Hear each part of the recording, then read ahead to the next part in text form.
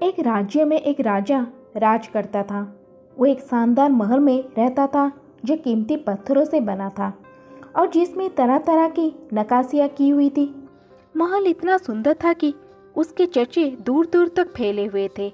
उसके महल के मुकाबले का महल आसपास के किसी भी राज्य के राजा के पास नहीं था। जो भी राजा का महल देखता उसकी प्रशंसा की फूल बांध देता। अपने महल की प्रशंसा सुनकर राजा फूला नहीं समाता। धीरे धीरे उसमें घमंड घर कर गया। जो भी उसके महल में आता वो अपेक्षा करता कि उसके महल की प्रशंसा करे। यदि कोई उसके महल की प्रशंसा नहीं करता तो उसे बुरा लग जाता था। एक बार एक साधु उसके दरबार में आया।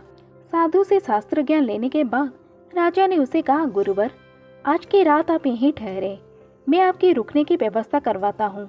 साधु ने स्वीकृति देते हुए उत्तर दिया, राजन, इस सराय में मैं अवश्य ठहरूंगा।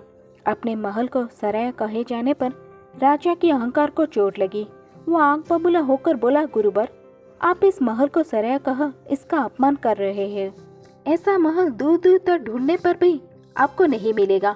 यहाँ ठहरना आपका सौभाग्य होगा, अन्यथा दर दर भटकने वाले साधु के भाग्य में तो टूटी फूटी कुटिया भी नहीं होती। कृपया आप अपने सब वापस लीजिए। साधु मुस्कुराते हुए बोला, राजन, जो सत्य है मैंने वही कहा। मैं अपने सब वापस नहीं लूंगा। ये मेरी दृष्टि में एक सराया ही है। यदि ऐसा ही है तो सिद्ध करके दिखाइए। राजा ने साधु को चुनौती दी। ठीक है, मेरे एक प्रश्न का उत्तर दो, साधु ने कहा। पूछिए। आपसे पहले ये महल किसका था? मेरे पिताश्री का।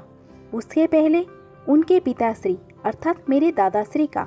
उससे पहले उनके पिताश्री। इस महल का इतिहास बहुत पुराना है, राजा ने बताया। साधु ने कहा, आपकी बात ही सिद्ध करती है राजन कि ये महल एक सराया है जिसमें आपकी पीढ़ियां रहती आ रही है। आपकी दादाश्री भी रहे, उसके बाद आपकी पिताश्री, फिर उन्हें इसे छोड़कर जाना पड़ा। ठीक वैसे ही जैसे सराय में कुछ दिन रहने के बाद उसे छोड़कर जाना पड़ता है। आप भी एक दिन इस सराय को छोड़कर चले जाएंगे, तो फिर इसका इतना घमंड क्यों? साधु की बात सुनकर राजा बहुत प्रभावित हुए। उसकी आंखों पर पड़ा घमंड का पर्दा उठ गया।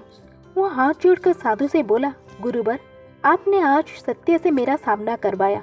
अब तक मैं अपने अहम में डूबा हुआ था, मुझे क्षमा कर दे।